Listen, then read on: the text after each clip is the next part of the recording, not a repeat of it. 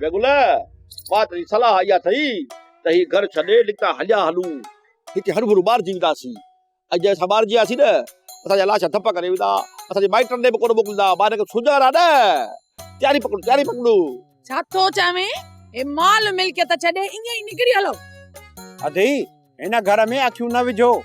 ही मूसा जो घर आहे ही घर खपाइण बि चाहींदो न तॾहिं बि केरु कोन वठंदो ख़बर आहे त मूसा जो घर आहे पर हिन घर में मुंहिंजो बि हिसो आहे हिसो छा ही समूरो घर मां तुंहिंजे हवाले थो कयां गिराक ॻोल्हियो खपायो ॾिसां त केरु थो वठे ही घर हिन बाईअ जो चओ मथो ख़राब केॾी बि कोशिशि करो 50 माण्हू सां मिलंदे एजेंसी वारनि खे चवंदे त केरु घर कोन वठंदो जो उन्हनि खे ख़बर पवंदी न त ही घर मूसे जो आहे त माण्हू जेको बयानो ॾींदो उहो बि छॾे ॾींदो मूंखे त लॻे थो त हिन घर खपाइण जे आछरे में हीअ माई पंहिंजो मुड़ुसु माराईंदी अलाए छा मखण तूं मरी पए न अधी मथां ऐं मूं मथां ॾमर ई लही पवंदो थधो थी सालू थधो थी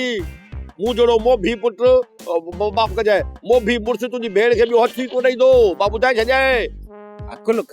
कर इहो ॻाल्हाए कीअं थो चवीं छा थो अधी सॼो ॾींहुं वते मुड़ुस ॻोल्हींदी हुनखे मुड़ुस कोन मिलंदो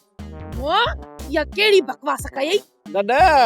हे असांखे वेढ़ाए थो अरे ॼांखा ॿार पोइ छो थो असांखे वेढ़ाई छॾी छो थो बेगुल तूं हुनजो चवण ई न करो ही जेको ॻाल्हि आहे न सम्झ हिन कन मां अचे कढी छॾ वठो ख़तम ॻाल्हि हींअर जो चई त बेगुल खे ॻोल्हण सां मुड़ुस कोन मिलंदो तूं त मिड़े ॻाल्हि कई मतिलबु मिसाल ॾिनो मिसाल त माण्हू कंहिंजा बि ॾेई सघे थो न भागा अहिड़ा मिसाल न ॾींदो करे जेको बि ॻाल्हाई सोच सम्झी ॻाल्हाई मूं तो भय कई बसि अॻिते मां ॻाल्हाईंदुसि बि कोन मिठू कयो न पेरनि ते किरी पियो त ॻाल्हा मखर आठो बि न ॻाल्हाया ॿुधाए छॾियां हा आहे तुंहिंजी भलाई बि न में आहे त माठर हिकिड़ो बूथ पुछड़ो ॿियो ॻाल्हियूं बि पुछड़ू करी पोइ मोचड़ा त खाईंदे न सोप सीरियल तकरार तमाम एपिसोड ॾिसो हाणे HD क्वालिटी में विजिट कयो असांजो YouTube channel Sindh TV HD drama